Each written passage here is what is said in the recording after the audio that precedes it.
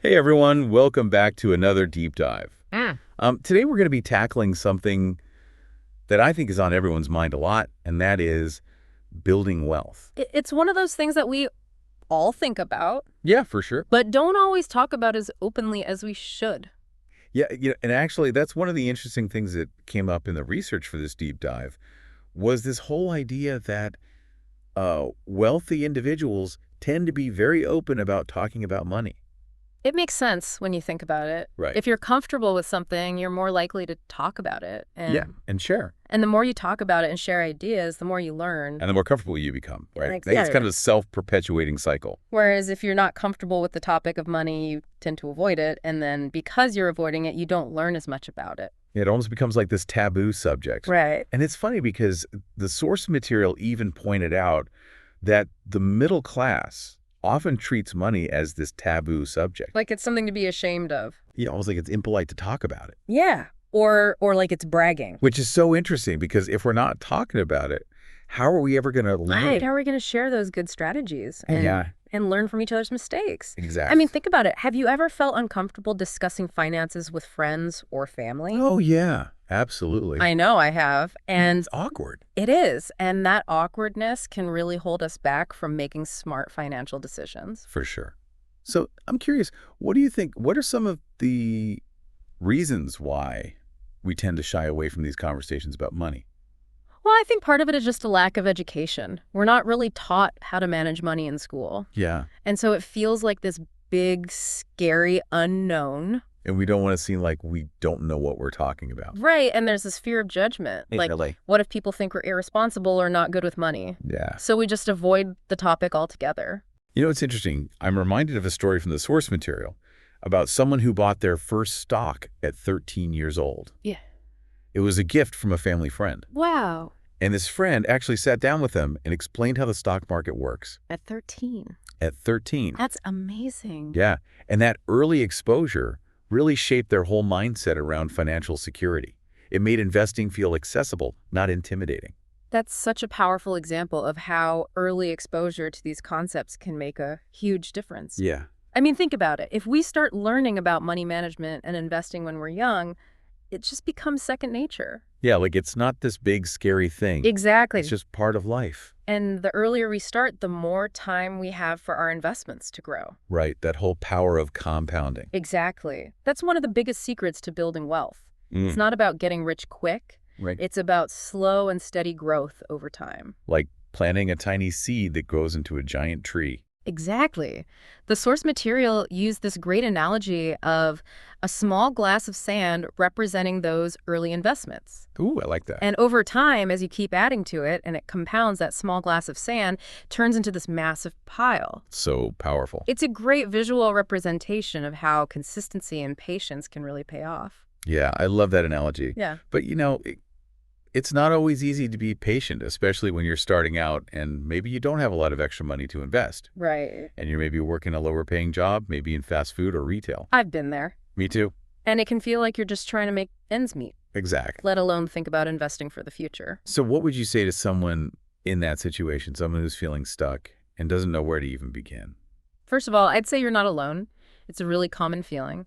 But even when you feel like you're starting with practically nothing, having a plan gives you direction. It's about developing valuable skills no matter where you are right now. Act like you own the place, even if you're just starting out. That fast food job, it's not a dead end. Right. It's a stepping stone. Right. Use it to master customer service teamwork and responsibility. Those are all really important. They are. They're valuable skills no matter where you go. And all the while, keep working on your plan. What's the next step? What skills do you need to get there? It's about constant forward motion. That makes a lot of sense. It's like even if you're not in your dream job right now, you can still be learning and growing. Exactly, and using that time to build a foundation for the future. I love that. Yeah. And speaking of building a foundation, the source material talked about the importance of having a kitchen cabinet, this group of trusted advisors who can guide you along the way. I love that term, kitchen cabinet. It's like your own personal board of directors. Exactly. But how do you actually go about finding these mentors and building those relationships? You know, it's less about formal titles and more about genuine connection. Look for people you admire, people who are a few steps ahead on the path you want to take. Don't be afraid to reach out. ask for advice, offer value in return. Mentorship is often built on mutual respect and a willingness to learn from each other. So it's about building authentic relationships. Exactly. And being open to learning from others. I like that. And it's not always about finding someone who's like super high up in their career. Right. It could be someone who's just a few steps ahead of you Exactly. and who's willing to share their experiences. Right. Someone who's been where you are and can offer guidance and support. I think that's so important. Yeah. So we've talked about mindset and surrounding yourself with the right people. But let's get into the actual mechanics of investing. The source material really emphasized the importance of diversification, even if it seems less exciting than chasing those high-risk, high-reward opportunities. Absolutely. Diversification is key to building a solid financial foundation. It's like building a house with a strong foundation. If you only have one pillar holding up the entire structure, it's going to be very vulnerable. But if you have multiple pillars supporting the weight, It's much more stable. exactly. And that's what diversification does for your investments. It spreads your risk across different asset classes so that if one area of the market takes a hit, Your whole portfolio doesn't crumble. exactly, you're not putting all your eggs in one basket. Right. And that's so important because the market is unpredictable. You never know what's going to happen. Right. So diversification helps to protect you from those unexpected downturns. Okay, that makes a lot of sense. Uh-huh. So how do we actually put this diversification into practice? The source material talked about ETFs and index funds. Yeah. Those sound kind of complicated. They can sound intimidating, but they're actually pretty straightforward. Okay. Think of ETFs, or exchange-traded funds and index funds, like baskets of stocks. Okay. Each basket tracks a specific market index. So, for example, you might have an ETF that follows the S&P 500, which is made up of 500 of the largest companies in the U.S. Okay, so instead of trying to pick individual stocks, Right. which is risky Very risky. and time-consuming, You have to have a lot of knowledge. you're basically buying a tiny slice of the entire market. Exactly. It's instant diversification. I like that. You're spreading your risk across hundreds of companies, and it's a great way to get started, especially if you're not a seasoned investor. Plus, I've heard that they typically have lower fees than actively managed funds. That's right. They're generally much more cost-effective, which means more of your money is actually working for you. That's always a good thing. Absolutely. Yeah. So if you're looking for a simple and effective way to diversify your portfolio, Right. ETFs and index funds are definitely worth considering. Awesome. So we've talked about stocks, but diversification isn't just about stocks, right? Sure. We also have real estate. And I know there are a lot of strong opinions about real estate as an investment. Some people swear by it. Others say it's a trap. So what's the real story? Yeah, real estate is definitely a more nuanced asset class than stocks. Okay. It has its pros and cons. Right. On the one hand, it's a tangible asset, something concrete you can see and touch. Yeah, I can see that being appealing. And historically, it has the potential for appreciation. Okay. Although, of course, that's not guaranteed. Right. Nothing is guaranteed. Exactly. But one of the unique advantages of real estate is that you can leverage your investment. What does that mean?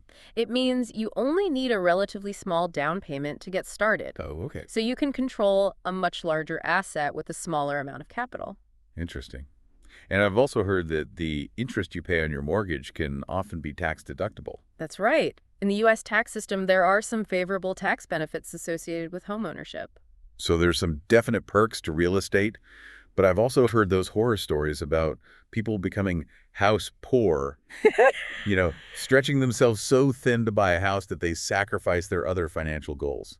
Yeah, that's a valid concern. You don't want to be so focused on owning a house that you lose sight of the bigger picture. It's all about balance. Make sure real estate fits within your overall financial strategy, not dominates it. So it's not necessarily a bad investment. Not at all. It can be a great investment. But it's important to approach it strategically and make sure it aligns with your overall financial goals. Right, and not overextend yourself. Exactly. This actually brings up another topic that people often find uncomfortable, and that is taxes. Ooh, yeah, taxes are definitely not the most exciting topic to talk about. They're important. But they're incredibly important. Yeah, the source material actually highlighted the importance of having solid tax strategies as part of your wealth-building journey. Yeah. And I have to admit, taxes kind of make my head spin. So why are they so crucial? And are there any legal strategies that we should all be aware of? Well, understanding tax laws can really make or break your financial success. Okay. It's not about illegal tax evasion. Right. It's about knowing how to leverage the tax code legally to your advantage. Okay, so it's about being smart. Exactly. For example, wealthy individuals often hold onto their stocks for long periods to benefit from lower long-term capital gains tax rates. Oh, interesting. Or they might strategically structure their businesses to take advantage of specific deductions and credits. So it sounds like tax optimization is something we should all be thinking about. Absolutely.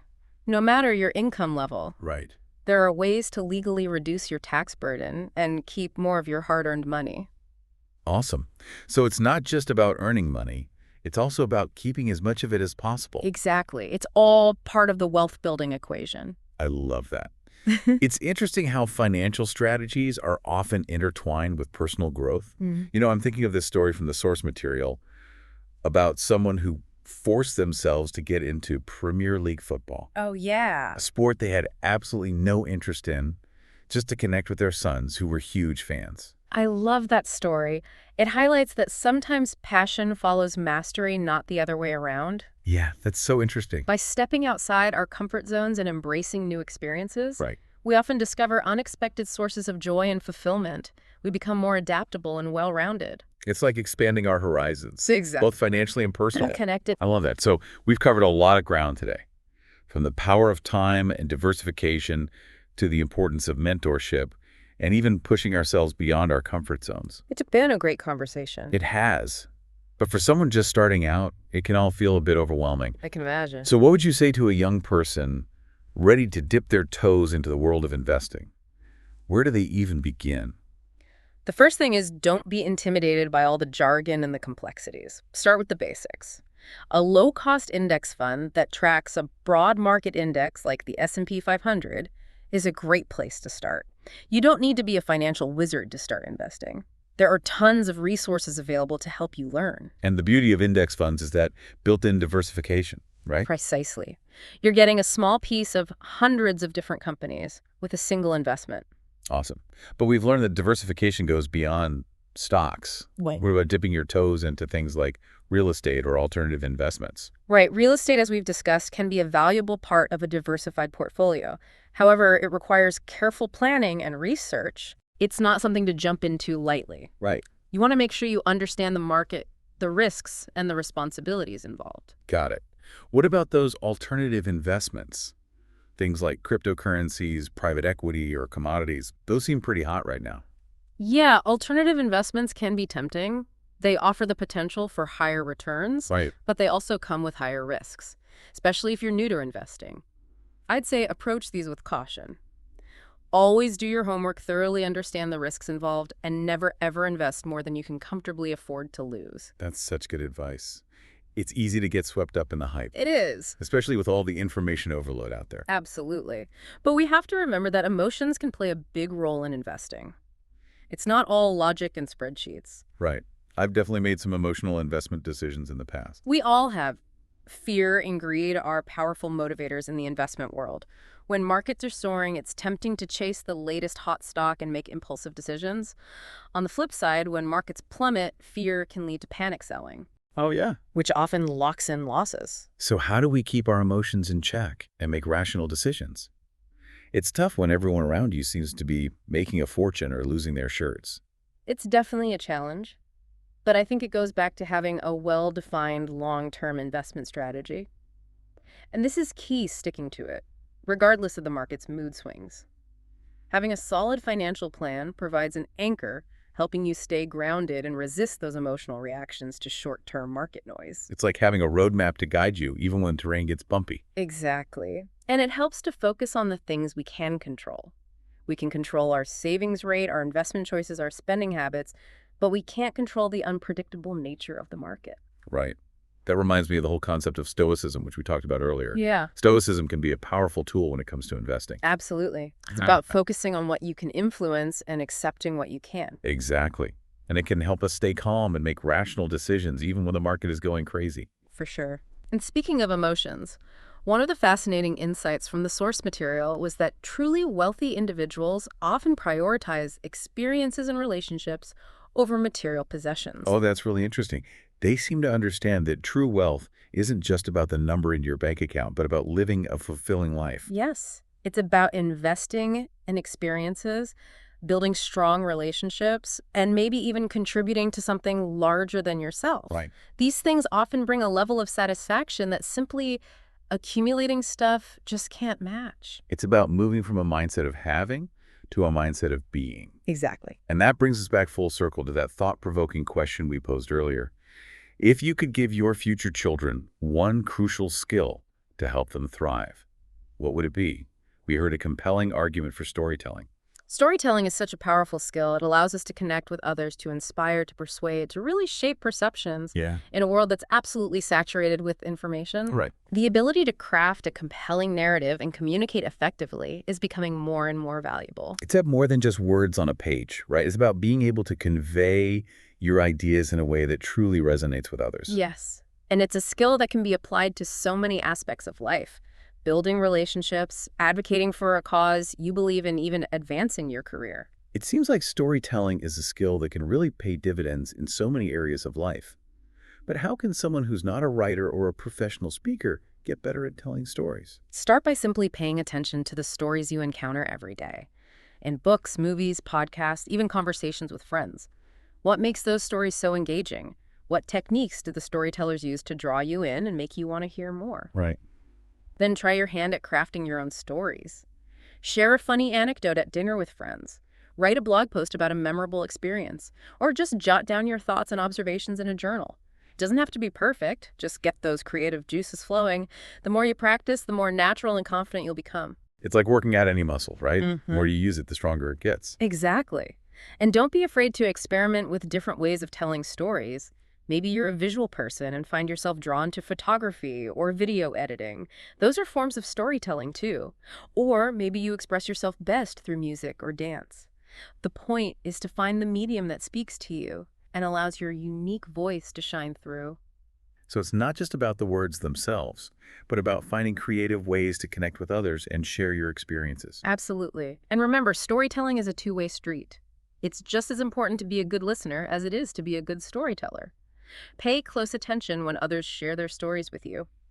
Ask questions, show empathy, and be open to learning from their experiences. It all circles back to building those genuine connections, which we talked about earlier. Yeah. Those connections are such a vital part of a rich and fulfilling life. Couldn't agree more. Well, I think we've covered an incredible amount of ground today. From the power of time and the magic of compounding, to the importance of diversification and understanding how taxes work. And of course, we can't forget the importance of mentorship and the unexpected power of storytelling. As we wrap up, what final words of wisdom would you offer to our listeners as they set out on their own journeys to build wealth and live a life filled with purpose? Don't be afraid to take calculated risks. Step outside of your comfort zone, embrace new experiences, and most importantly, learn from your mistakes. Remember, the path to success is rarely a straight line. There will be bumps and detours along the way. It's those challenges that shape us, teach us resilience, and ultimately make us stronger. That's such a great reminder. And don't forget to enjoy the journey. Building wealth and creating a life you love shouldn't feel like a constant uphill battle. It's about finding joy in the process, celebrating your wins, and learning from the setbacks. Perfectly said. Thanks so much for joining us on this deep dive. We'll be back soon with more fascinating topics to explore. Until then, keep learning, keep growing, and keep surrounding yourself with those trusted advisors. And never underestimate the power of a good story. I'll second that. See you next time. So we were talking about alternative investments and how they can be appealing because of their potential for higher returns. Right. But they also come with higher risks. Exactly. And that's why it's so important to do your research and understand what you're getting into before you invest in anything. Especially if you're new to investing. Absolutely. I wouldn't recommend jumping into alternative investments until you have a solid understanding of the basics. Like stocks and bonds. Right, and how those markets work. Okay, so once you have that foundation, then you can start exploring other options. Exactly. But even then, it's important to approach alternative investments with caution. So what are some of the things people should be looking out for? Well, first of all, make sure you understand the fees involved. Oh yeah, fees can really eat into your returns. They can. And with alternative investments, the fees can be even higher than with traditional investments. So you really need to do your due diligence. Absolutely. And make sure you're comfortable with the level of risk involved. Okay, so fees and risk are two big things to watch out for. Right. And also liquidity. Liquidity, what does that mean? Liquidity refers to how easily you can buy or sell an asset. Okay. So with something like a stock, Right. You can typically buy or sell it very quickly. Just a few clicks. Exactly. But with some alternative investments, it can be much harder to get your money out. Oh, so you could be stuck in an investment that's not performing well. Right. So it's important to consider liquidity, especially if you might need to access your money quickly. That's a really good point. And speaking of things that can affect your investments, we can't forget about emotions. Oh, yeah. Emotions can play a huge role in investing. I know I've definitely made some emotional decisions in the past. We all have fear. Fear and greed are two of the most powerful emotions that can drive investment decisions. Right. When the market is going up, we get greedy and want to buy more. And when the market is going down, we get scared and want to sell everything. Exactly. But that's often the worst thing you can do. It is. When you let your emotions dictate your investment decisions, you're more likely to make mistakes. So how do we keep our emotions in check? Well, one of the best things you can do is to have a plan. A financial plan. Yes, a well-defined investment strategy that outlines your goals, your risk tolerance, and your time horizon. Okay, so you're not just making decisions on the fly. Right. You have a roadmap to follow, which can help you stay disciplined and avoid those emotional reactions to market fluctuations. So it's like having a set of rules to follow. Exactly. Yeah. And it's important to stick to those rules even when it's tempting to deviate. That can be tough. It can, Yeah. but it's essential for long-term success in the markets. So we've talked about the importance of having a plan, but what are some other things people can do to manage their emotions when it comes to investing? One helpful tip is to focus on the long term. The stock market is going to go up and down in the short term, That's for sure. but over the long term, it has historically trended upwards. So don't panic if your portfolio takes a dip. Exactly. Just ride out the storm and remember that you're in it for the long haul.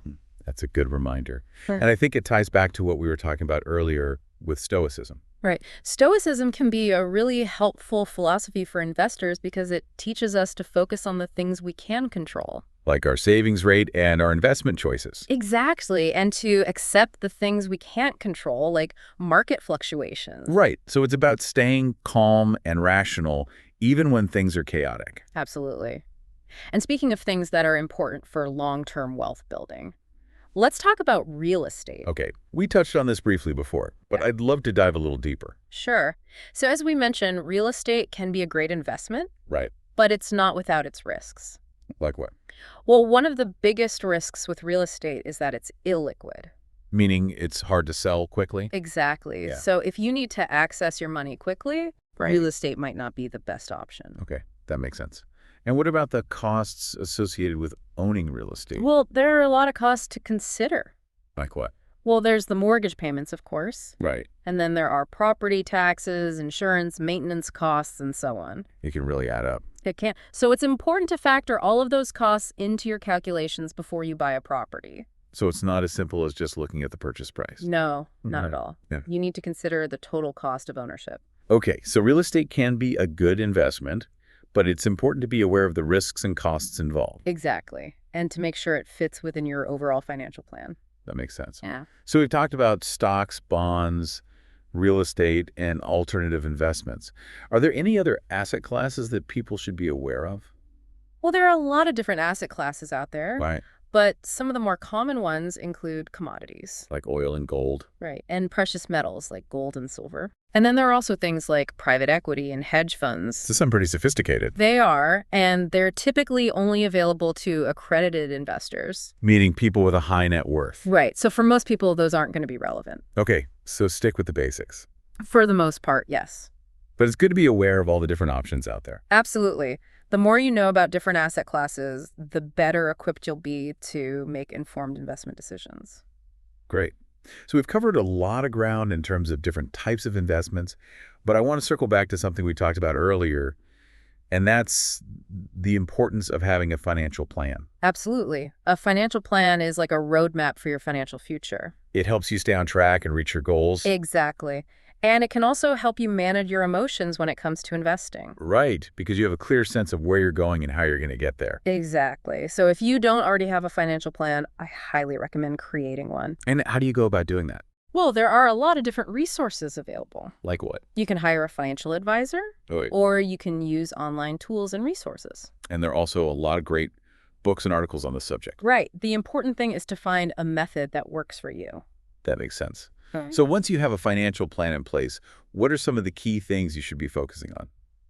Well, one of the most important things is to save regularly. Okay. The more you can save, the faster you'll reach your financial goals. Right. And it's not just about saving a lot of money. Yeah. It's about saving consistently. Exactly. Even if you can only save a small amount each month, Right. it will add up over time. Especially with the power of compounding. Precisely. So make saving a habit and automate it if possible. That's a great tip. And what about investing? Well, once you have a solid emergency fund in place, Right. you can start investing your savings to grow your wealth. And how do you decide where to invest? That's where your financial plan comes in. Your plan should outline your investment goals, your risk tolerance, and your time horizon. And then you can choose investments that align with those factors. Exactly. And it's important to diversify your investments. We've talked about that. Right. Don't put all your eggs in one basket. So spread your money across different asset classes. Exactly. And rebalance your portfolio periodically to make sure you're still on track. Okay, so save regularly, invest wisely, and diversify. Those are the key ingredients to building long-term wealth. Awesome. So I think we've covered a lot of really important information today. But before we wrap up, I want to touch on one more topic that I found really interesting in the source material. Okay, what's that? It's this idea that true wealth is about more than just money. I agree with that. It's about living a fulfilling life. Absolutely. And that means different things to different people. Right. But for many people, it includes things like spending time with loved ones, pursuing their passions, and making a difference in the world. And those things don't necessarily require a lot of money. No, they don't. In fact, some of the most fulfilling experiences in life are free. Like spending time in nature or connecting with friends and family. Exactly. So don't get so caught up in the pursuit of wealth that you forget to enjoy the journey. That's such a great reminder. I think sometimes we get so focused on the destination that we forget to appreciate the ride. It's easy to do, but it's important to find joy in the present moment. Absolutely. Yeah. And to remember that true wealth is about so much more than just money. I couldn't agree more. And it's not just about accumulating wealth, it's also about using your wealth to make a positive impact on the world. Yeah, that's something that really stood out to me in the research as well, this idea of generosity being a key component of true wealth. It makes sense when you think about it. When you have enough to meet your own needs, Right. you're more likely to be generous with others. And that generosity can take many forms. It can. It can be donating to charity, volunteering your time, mentoring someone, All right. or simply being kind and compassionate to those around you. It's about giving back. Exactly. And I think that's something that's often overlooked in our society. We tend to focus so much on acquiring wealth Right. that we forget about the importance of sharing it. And the funny thing is that generosity can actually make us happier. It's true. Studies have shown that people who are generous tend to be more content and fulfilled. So it's a win-win. It is, and it's something to keep in mind as we build our wealth. It's not just about what we accumulate for ourselves. Right. It's also about how we use our resources to make a positive impact on the world. I love that perspective. Yeah. And speaking of making a positive impact, one of the things that we talked about earlier was the importance of storytelling. Yes, storytelling is a powerful tool for connecting with others, inspiring change and sharing knowledge. And it's a skill that anyone can develop. Exactly. You don't have to be a professional writer or speaker to be a good storyteller. So how can someone who's not naturally gifted in storytelling get better at it? Well, one of the best ways to improve your storytelling skills is to simply practice. Tell stories to your friends and family. Share your experiences online. Write down your thoughts and ideas. The more you practice, the more confident and engaging you'll become. That makes sense. And it's also important to be authentic in your storytelling. Absolutely. People can spot a fake a mile away. Right. So be yourself. Share your stories from the heart and let your personality shine through. I love that advice. So we've talked about a lot of different aspects of building wealth today, from the importance of financial literacy and investing to the power of generosity and storytelling. It's been a wide-ranging conversation. It has, but I think it all boils down to one key message, and that is that true wealth is about more than just money. I agree. It's about living a life that is rich in purpose, meaning, and connection. Absolutely. It's about creating a life that you love. And that's something that's within everyone's reach. I believe it is. Well, on that note, I think it's time to wrap up this deep dive. Thank you so much for joining us and for sharing your insights. It's been my pleasure. And to all of our listeners out there, we hope you've enjoyed this exploration of wealth-building strategies. Remember, true wealth is about so much more than just the number in your bank account. It's about investing in yourself, your relationships, and your community. And most importantly, it's about living a life that is filled with purpose and joy. Thanks for listening. We'll see you next time.